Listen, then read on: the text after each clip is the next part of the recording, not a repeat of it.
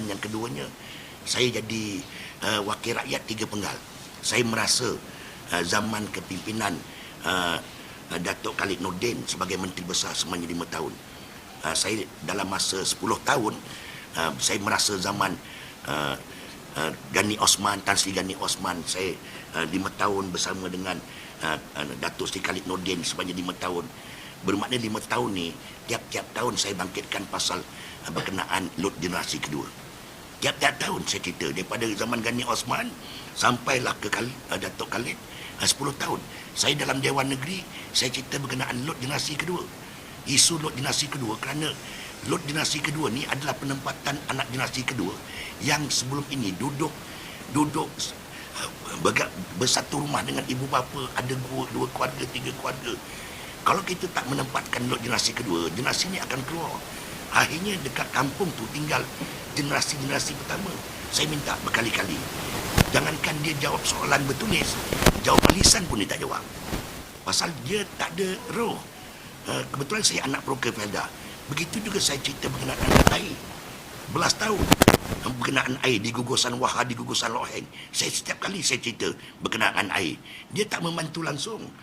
Tentang pembangunan, saya suruh meneruskan berkenaan Kembar Wangsa yang diasaskan oleh Datuk Tan Sri Gani Osman, Sungai Kota Tinggi. Saya minta Sungai Kota Tinggi itu dinaikkan. Kenapa Melaka yang sungai dia lebih kecil, lebih pendek, tapi dia maju mendatangkan peluang pekerjaan, ekonomi dan sebagainya, pendapatan negeri. Saya minta, tapi bila saya minta teruskan, dia pun tak jawab soalan lisan atau soalan bertulis. Jadi dia datang sini nak cerita tentang soal pembangunan.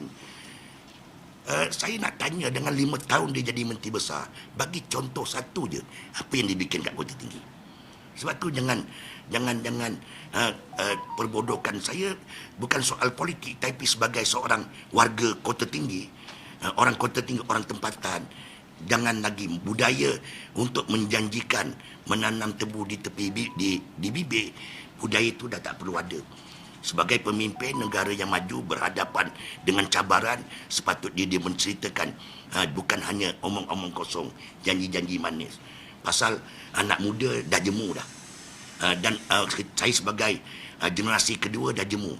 Tapi Alhamdulillah, berbalik semula tadi, bila saya jumpa dengan ketika itu Menteri Besar yang amat berhormat Osman Sapian, saya jumpa dia di pejabat. Saya jumpa dia, ajak dia minum kat warung. Saya ceritakan lot generasi kedua. Saya ceritakan pasal air. Macam pembangunan di Kota Tinggi. Dalam masa 1 tahun, diarahkan untuk saya gerak berkenaan lot generasi kedua. Isi borang, dalam 1 tahun dah dapat grant. Kenapa boleh? Kenapa sebelum ni sampai 10 tahun tak boleh? Saya yakin di Felda-Felda lain, di Malaysia atau maupun di Johor, sepatutnya benda tak timbul.